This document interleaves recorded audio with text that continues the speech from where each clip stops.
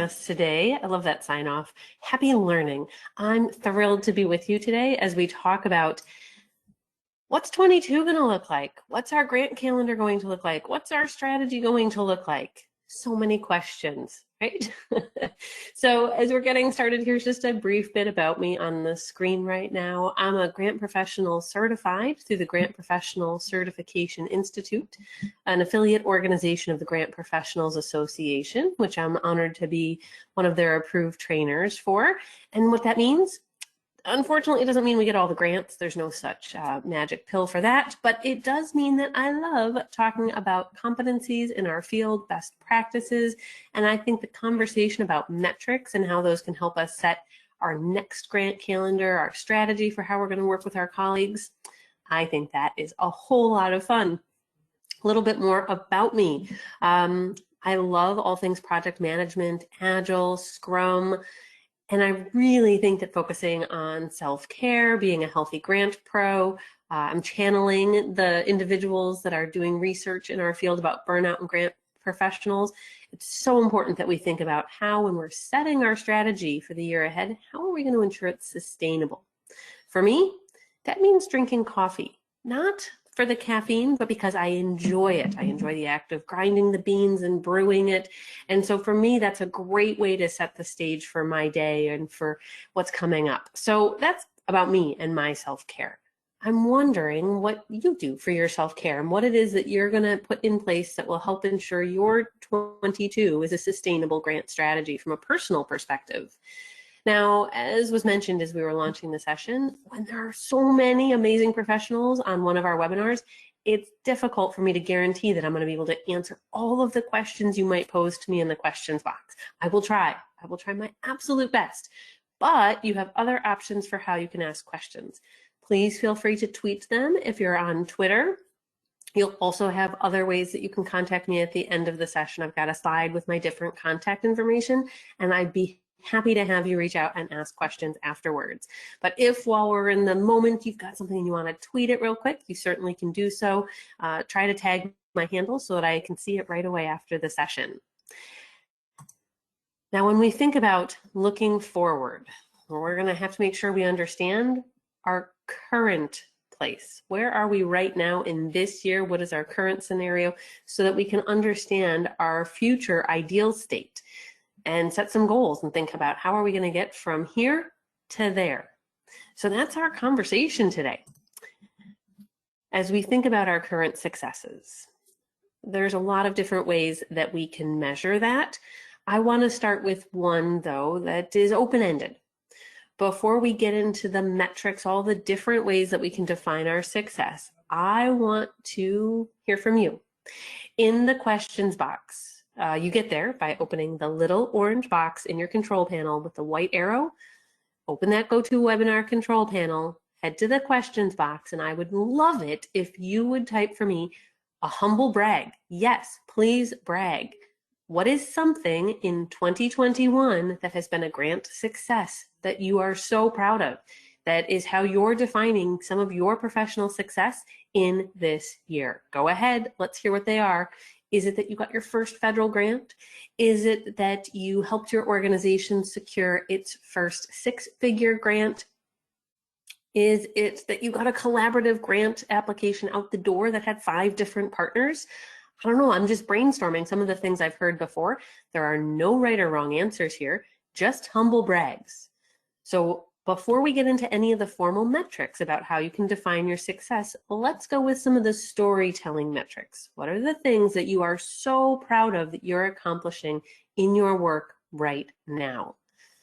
Let's see, what do we have? Helping organizations receive COVID-19 funding. And I'm waving. Hi, Valerie. Good to see you. Love seeing names I know here. CJ, another. Hello. State grant for wonderful. That's Sherry, first 6-figure grant. Christina, there's so many amazing people here. Starting a new Grant Professionals Association chapter in Western New York. Yes, you did. What an awesome chapter. First federal grant ever from, and this is from the Institute of Museum of Library Services. Sarah, congratulations. Liz, first 8-figure grant. What? Hold on. Let's ding the bell for that one. Oh my goodness. These are amazing. Amazing, amazing. Courtney is here as a brand new grant writer, and so said is hoping to have successes to share. Welcome to the field. We're a friendly bunch. We wave at each other over webinars like this. These are amazing. Thank you everyone for sharing. I'll be honest, it was a little selfish that I wanted to hear about your brags for this year. I wanted to get that energy going. I wanted us to feel what that success is like. And then we can get into the metrics and think about how is it that we take our stories, these wonderful things you've just shared, how are we going to quantify that? How are we going to turn that into something we can share with our board, with our senior leadership, that we can also use then as the springboard for setting up our 2022. These are amazing. Okay, I'm sorry, I have to read a few more because they're so good. Jill Berry, first grant ever. Oh, $60,000. Wonderful. This is so wonderful. Jessica also wrote and received their first grant. It gives me goosebumps. So these stories, how do we then define our success? What is the number one thing that we see when people are talking about success as grant professionals outside of our field? They're talking about, yes, the dollar amount, right? How many figures, what are the big numbers? But they're often talking about award percentage. And so of course, that is here on the list as one of the metrics that we can use to help gut check our next year and what we're thinking about for what we'll commit to.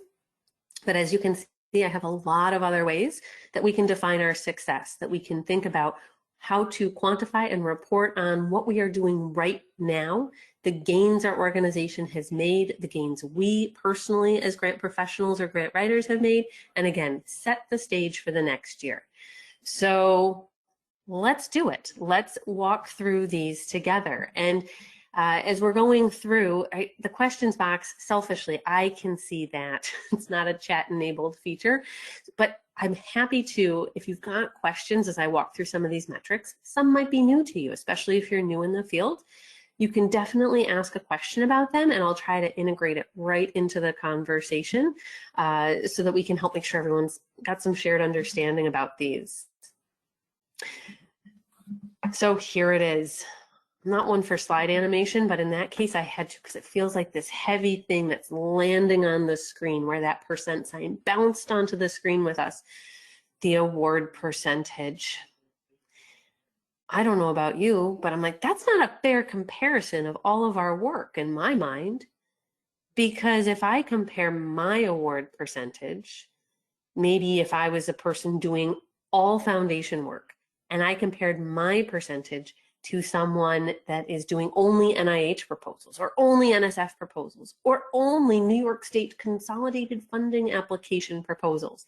If I start to use this as a comparison against other professionals, I'll be honest, we're comparing apples to oranges. So how can the award percentage be used as a way to define your success? By looking inward to say, how am I doing in my organization now versus maybe last year? Were we able to build some more relationships so that we got more awards? That's one worth celebrating, absolutely. Or, you know what, as we've expanded and we're not doing air quotes only, maybe only foundation grants, and we've now added state grants or we've added county grants, our success percentage stayed steady even though we expanded our strategy in a different way. I think that's another great way to think about the award percentage with an inward selfish looking idea for how we might use it to define our current success by using it as a way to mark our growth as an organization as we grow our strategy. And so this, when we're talking about award percentage, we're thinking about how many did we apply for? How many did we get? We're going to talk about the percent funded next. So when we think about what percent of what we've asked for is getting funded. So what is the dollar amount we're asking for? Are we asking for $100,000 from a funder and they're awarding us $50,000? Are we asking for 1.2 million and getting 1.2 million? Are we asking for 5,000 and getting $1,400? Sometimes we are fully funded, other times we're getting partial funding. So analyzing the data about what are we asking, how much are we getting? Let's look at that as a percent funded versus asked in each individual application. We can also then do some math overall. What amount of funding did we request in a year versus what did we receive? We can run the numbers a number of different ways. And again, look back at our organization and see how are we doing? How are we changing? Are we doing a better job of getting fully funded versus getting partial funding when we get award letters? That would be an amazing thing to celebrate because, well, I mean, we are excited when we get any grant, but do we really like partial funding? Not as much as full funding. Partial funding is hard. We have to figure out how we might modify the budget, how might we change our goals or our objectives accordingly based on the percent that we received. We love it when we get everything that we requested so that we can fully implement the program or project the way we described. So again, percent funded versus percent asked is a singular one-year thing we can look at. It can be a singular application piece that we can watch, but it's really helpful when we give it the context of what else our organization has been achieving. Next up, what about the percent of funding renewed? Or what percent has been increased? So if your organization has some long-term relationships with grant makers, that is something to be celebrated, to be cherished. Those are relationships that you've worked really hard to nurture. And so it's a great metric to pay attention to. What percent of funders are you continuing that funding relationship with? Now, I know there are funders that have that structure in place where they might say you can apply every other year, or you can get funded for 3 and then you need to take a break, or fill in the blank with another structure like that. So that could be something where you're like, well, but we're on an off year, a required off year. How do I handle that? Well, when we think about this idea of increasing the funding we receive from current funders or continuing at the same level and a renewal idea, you'll want to think about how you handle what consistent way you'll handle that in your organization. But again, as a growth comparison, there's what we will do and celebrate in this year. And if we renewed and sustained, or if we increased with any one funder, we should celebrate in the moment. And as we get ready to plan for the next year, let's give it that context. How have we done in the past with maintaining those relationships, with maybe occasionally getting a bump up with our grant award from an organization? And we can use that then in just a few minutes when we start to look ahead to the next year. Well, some of you have said you're new grant professionals and you've gotten your first grant. But that doesn't mean I should assume that you are an organization that is getting funding for the first time, or that these are brand new funders to your organization. Here's what this metric means. When we talk about the percent of funding that is new, when you look at your award list for the year, what percent of the grant makers, so by count or by dollars received, are brand new to your organization, have not been received before? That metric is, again, another thing to celebrate. I would encourage you to use it in the humble brag section for sure. And it also is another metric that we can start to compare year over year to see how we're doing. So as we think about, oh, in this last year, we got 5% of our revenue from brand new sources, or we got 42% of our revenue for brand new sources. What does that look like from one organization to the next? It depends. And I don't want you comparing your organization to the one down the street or the next county over or the next state over. You should be focusing on these metrics and comparing your growth against what's been happening internally. How about this one? Percent of budget met. And by budget, I mean your operating budget. So when you look at your organization's operating budget, what is the grant revenue that is expected to be received in order for your organization to meet its budget goals? Maybe it's $100,000. Maybe it's $1 million. Doesn't matter. That's the number that your leadership, your board has said, this is what we think we can get for grant revenue. This is what we need in order to have a balanced budget. So this metric is, how do you do against that number? Did you exceed it? Great, wonderful, things went really well. Did you meet it? Also, another pat on the back, amazing. Percent of budget met, you might say, Diane, I wasn't here when we set the number that's in the operating budget, so I feel like I don't have a lot of control over it. That happens. Every organization has a different way that they set the grant revenue amount that might be part of their proposed operating budget. If you didn't have a voice in what it is right now, the operating budget that you're operating within, what I want you to really think about is in the next section when we talk about our metrics for the upcoming year, whether you're thinking calendar or fiscal, how can you take the discussion today so that you are a part, so that you're actively engaged with your leadership, maybe even with your board, in agreeing on what is the right grant revenue number to put in our operating budget. So again, something that depending on how long you've been with your organization, you may have inherited a number and not have been part of how did we get to this. Might not have been part of that strategic conversation. I got you. It happens to all of us because if you walk in the door, it's not going to necessarily be the day the operating budget started. So instead, think about how can you do your best to meet those numbers or exceed them. And then let's think about how we're going to support the strategic conversations moving forward. Well, this is a slightly different one, isn't it? Grant compliance, grant management.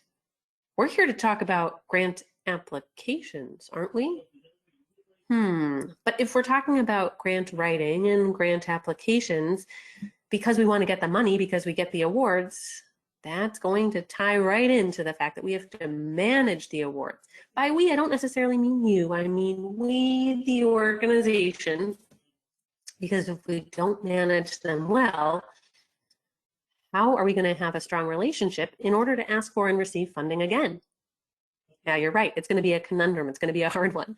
So I'm curious. Let me know in the questions box with a Y for yes and N for no, how many of you wear both a grant writing and a grant management, a grant reporting hat? How many of you are wearing both of those hats? No idea. So that's why I better ask because not everyone has to wear both hats. Some organizations have very distinct staff or offices handling that. All right, I see a lot of folks that are wearing two hats, both the application, the pre-award side, and the post-award side. Now, if you're not wearing both hats, don't go anywhere. This still is a relevant metric that you need to understand. It just means you're going to need to collaborate with the colleagues who are focusing on the grant management and reporting work. So when we think about grant compliance as a way to define our success, how are we going to know that we're in compliance? Well, each grant maker has their own grant management requirements. That's part of the fun. So we could think about how many of our reports were submitted on time.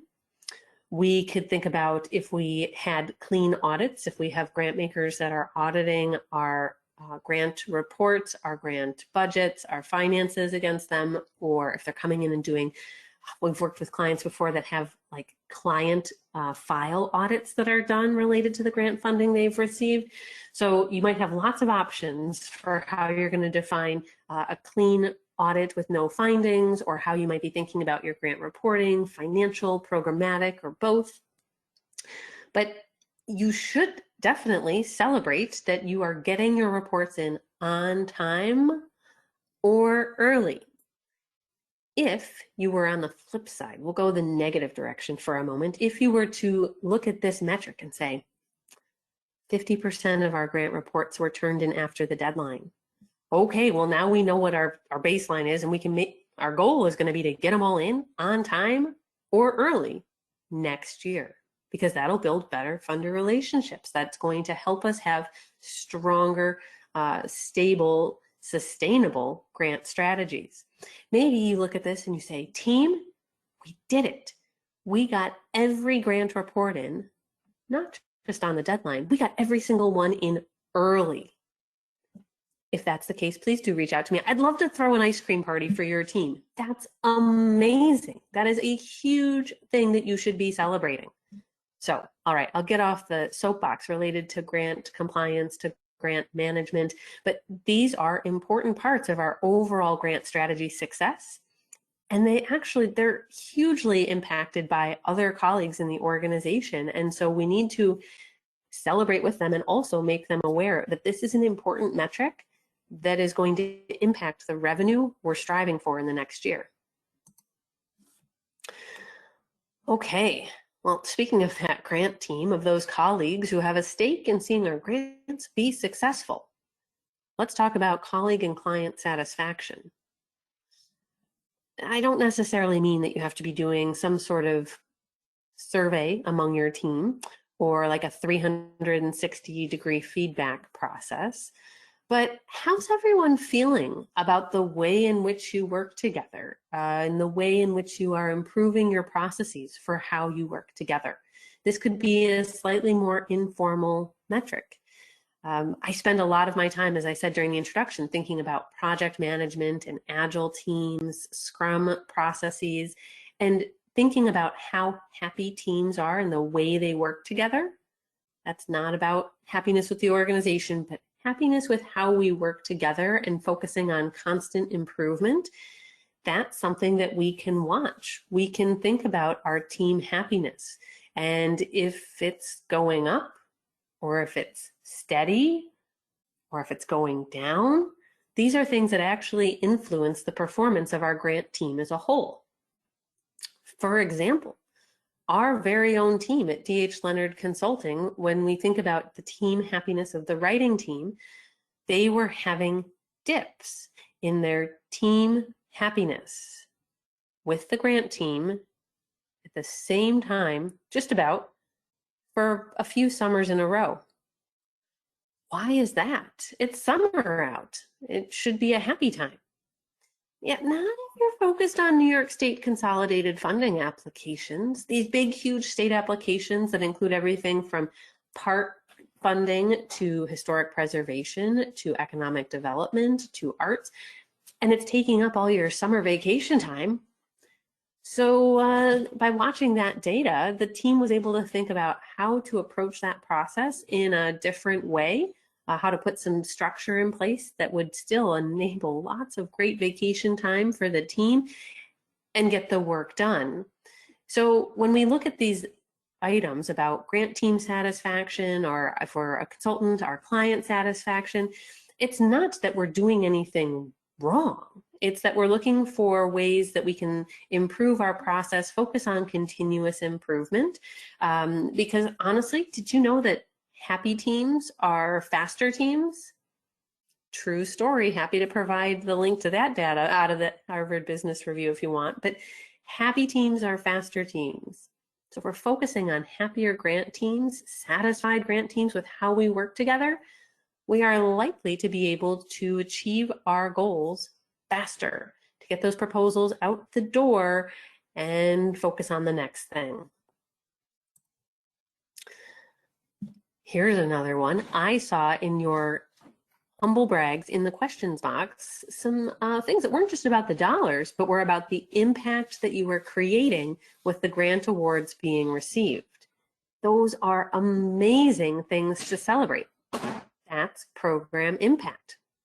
So when we're thinking about those stories, the communities that are being positively impacted, the clients, the individuals, the environment, maybe we're dealing with animal shelters, so we're talking about cats and dogs being supported by the capital grants you got, any of that. When we think about program impact, the success stories that you share, the things that are being promoted by funders on Facebook, talked about at your gala events, those are things that are being supported, that are possible because of your grant writing work. So maybe you've got a thank you board, maybe you've got a special rainy day file where you keep them, but these are definitely things that you want to include when you think about defining your success, yours personally and the grant team as a whole, all the colleagues who are helping to make the grant successful for your organization. It is not just filling out forms and writing applications. You know that. It is so much more. So we have to think about the impact we're supporting with our writing work. Actually, our junior grant consultant, Aiden, he said, we're using our writing work for good. Yes, and those stories are proof of that success. Now, what about professional competencies? I mentioned that I'm a grant professional certified. Do you need to be a GPC in order to talk about having current success? No, of course not. Do you need to be a CFRE, a certified fundraising executive, in order to talk about being successful? Of course not. They are professional credentials that are important for some of us who make the choice to go for them, but they absolutely do not define your success as a professional. However, under those credentials, what can be really helpful? That's right. The different competencies that are being tested, those can be some expanded ways to think about how you focus on your professional development and your growth, and therefore your broader success in a way that is not only about the amount of money awarded or the percent that's awarded. This can be a way that we talk about our increased understanding in the field, especially as we're working our way through our grant professional journey. What are some of the things that we're bolstering in our learning and our skills? So thinking about the professional development you've done, whether with an AFP chapter or a GPA chapter, or you went to the nonprofit storytelling conference, or you fill in the blank for what you've done for your professional development. If you have done anything that moved your understanding forward, deepened your knowledge about these competencies, that is part of your success for the year. We now are stronger as an organization in our relationship development because of the way I focused on this particular skill and competency. We are now stronger as an organization in how we manage our projects because of some of the work I've done as the professional to dig in. I'm pretending to have your voice. I'm giving you some examples. But that's how we can, I believe, really use some of those professional credentials and the competencies that they're focused on. Again, it's not about the initials. Nope, not at all. It's not about taking the time for the test right now. Not my point. Those competencies under those credentials can be used regardless of where you are in your career in order to help you define the success and your progression in the field.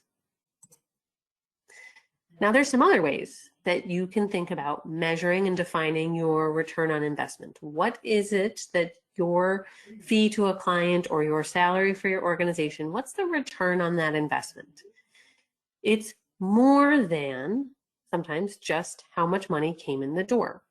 So there's a few ideas that you can use when you're thinking about what's the return on investment for your role. One is a calculator that was created by two colleagues, Danny Blitch and David Broussard. It's the Blitch-Broussard ROI calculator. You can find that tool for free at the website that's on your screen right now. I've got a shot of what is being calculated in that tool. There's also a new tool that was released from GrantStation recently. Well, in the grand scheme of things, I've been in the field for 20 years, so I guess I'm going to say recent. But when we look at GrantStation's tool, at grantstation.com, in their public resource section, it's called the Benchmarker. This is based on the State of Grant Seeking report that comes out twice a year.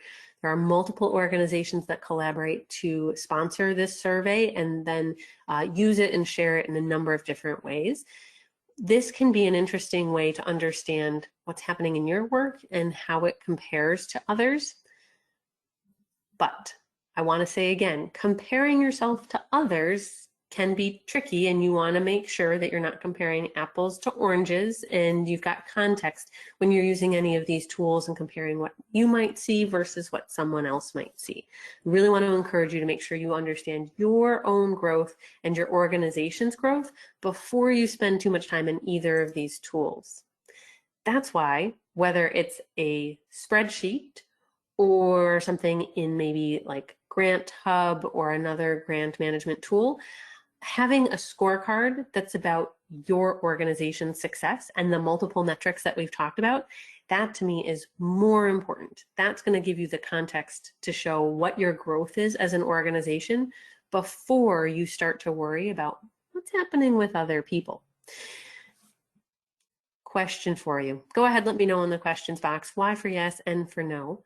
Whether it's a tracking scorecard within a grant management tool or a homegrown spreadsheet, how many of you have some sort of dashboard, scorecard, way that you yourself can see and therefore share to your colleagues, your leadership, your board, things about your metrics related to grants? How many of you have some sort of scorecard or dashboard like that? Why for yes and for no? Go ahead and let me know.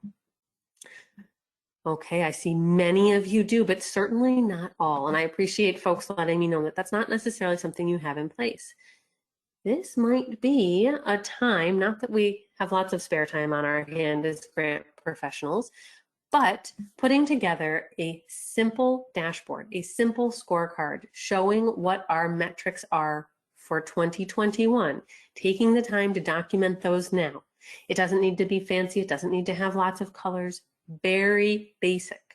You could look back at these slides out of your charity how-to library, grab the metrics that I just talked about for 21 that feel relevant to you, that feel like something you can measure and focus on.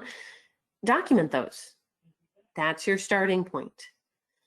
You've got between now and the end of the year, because if we're talking about our 22 success, we want to make sure we know when we close the year, what were those metrics? And therefore, what are we going to show in 22 that we have grown against, that we have improved from? So, like I said, basic, simple, doesn't need to be anything fancy with lots of colors, but I would encourage you, if you did not say that you already have some sort of scorecard or dashboard available to you, take just a few minutes, open up a Google sheet, an Excel sheet, something where you can document your metrics and then calculate next year, how did you do? What was your change? What was your percent change against those metrics? The other thing that's going to do is ensure that you know, how are you doing in 21? How did things look? And gut check your 22 success that you're planning for. Now, I know you might be saying, Diane, our fiscal year, it doesn't switch with the calendar year. Our fiscal year isn't going to change. That's going to be July 1st. That's going to be October 1st, whatever your date is for the start of your fiscal year. Not a problem.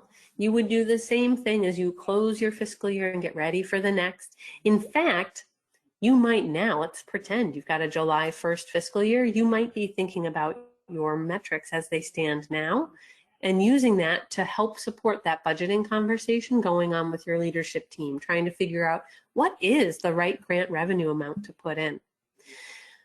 So when we look at 22, I can't even believe that it is December of 21. Where in the world has this year gone? Lots of good things, lots of unexpected things. It's life, right? Well, when we think about 21 and looking forward, we need to understand, as I said, where are we now?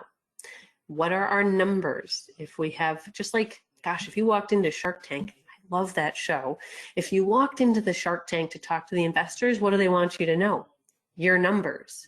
And yeah, in that case, they're talking about profit and loss and balance sheets, but they want you to know your numbers.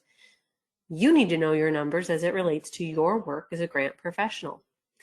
Now, there's one other number that we didn't talk about.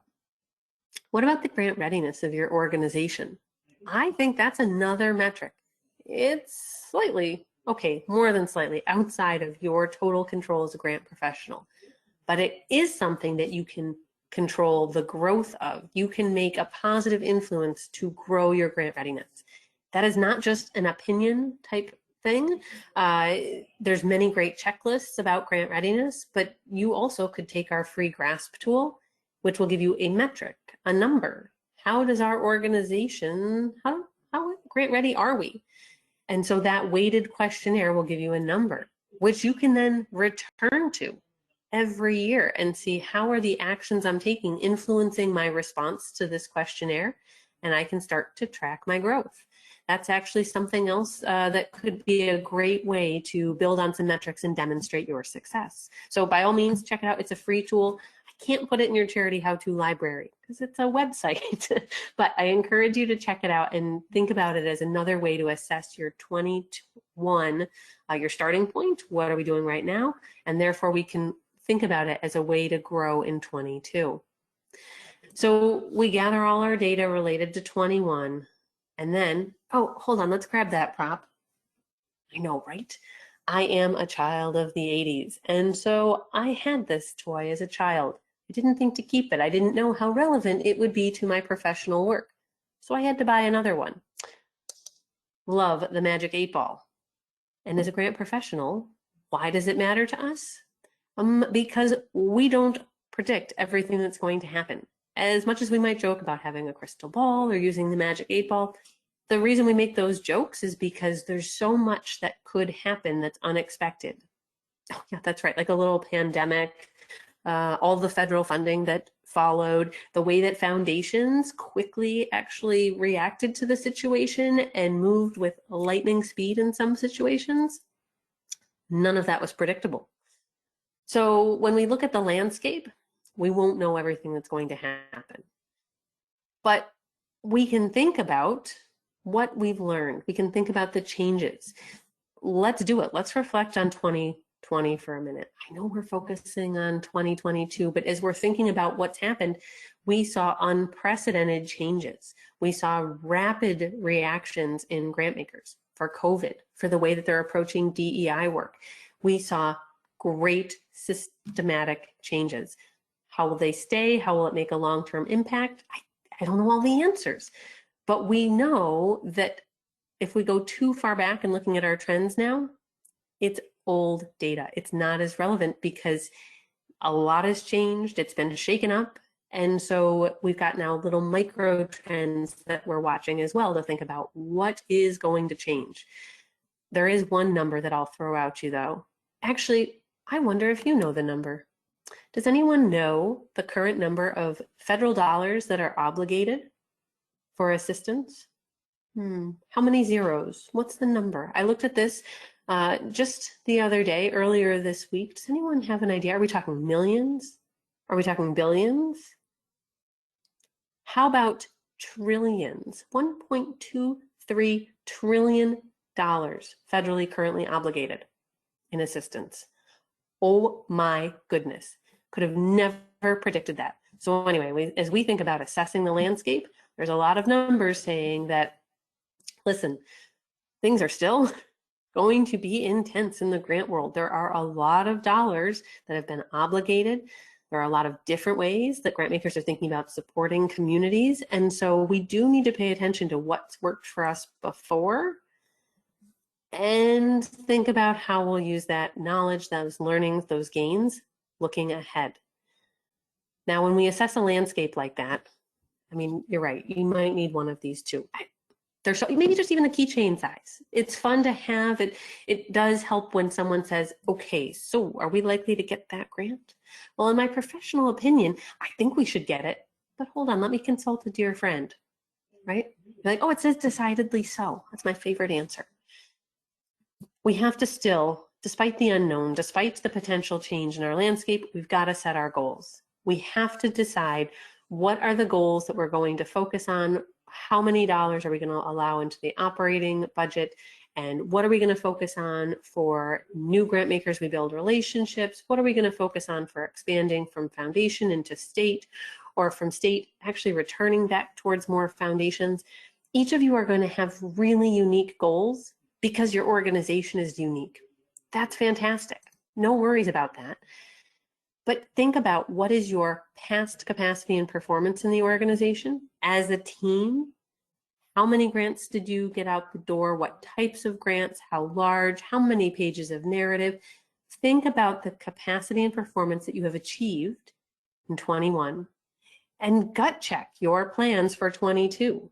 Unless you're hiring more people, how are you going to double that? I don't think that's possible in a sustainable way. Nope, I think that's a path to burnout. So make sure that you are being verbal and communicating with the rest of your colleagues, with your leadership, that you are not only talking about a % of revenue growth, that's not it. You've got to think about what is happening behind the scenes, under the hood. What does the grant calendar really look like? How does it stack up in terms of capacity and performance from this year, from the past year, so that you have a sustainable strategy? Once you've set those goals, you're right. Populate your dashboard. Get the basics put down in the Google Sheet, in the Excel sheet, somewhere visible on a whiteboard, so that you have a way to communicate, to share your progress, your success as you move forward in achieving your goals for the year. You may have a grant management tool, and that might help do a lot of the work for you. Again, no judgment, no formal endorsement here on what you have to have, what it needs to look like. Just want you to have something, some way to make your work visible beyond, okay, everybody, here's the award letter in our email. Yes. Or, hey, here's what we see for grant revenue in our monthly financials. Those are two important things that people see about grants, but a dashboard that's showing your overall progress. How much are you submitting? How many LOIs do you have out the door? How are you doing on renewals? How are you doing on increasing of dollars? All those metrics we talked about earlier, those are the sort of things that you want your colleagues to see as well.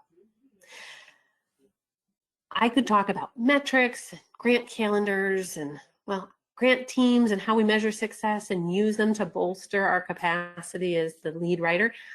I honestly, if you let me, I'd go all day. But we don't have all day. You have other grant things you have to get back for. So what I'm wondering is what you might try. What metric might you add?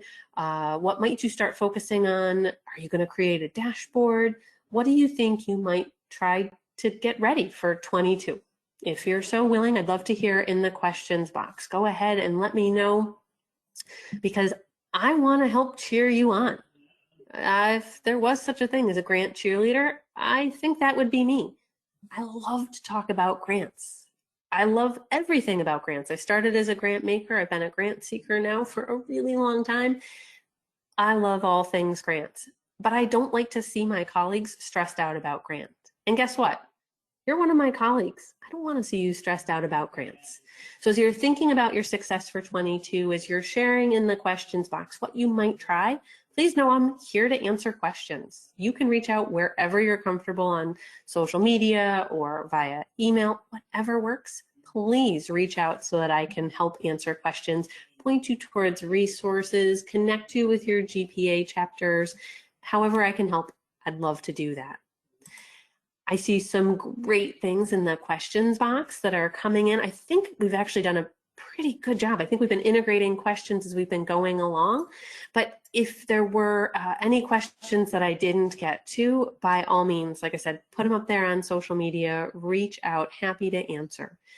And hey, it's the holiday season. So as a thank you for being with us as we were talking about setting our plans and our metrics for the year ahead, I'd love to have you use a discount code so that you could join us for premium webinars in the balance of this year or next. If you're trying to build your grant seeking capacity, or maybe you're trying to build your grant team's capacity and you want to put them in a seat to learn a little more about grants, be happy to have you use this discount code so that you can get a little break on the price for some of our upcoming premium webinars.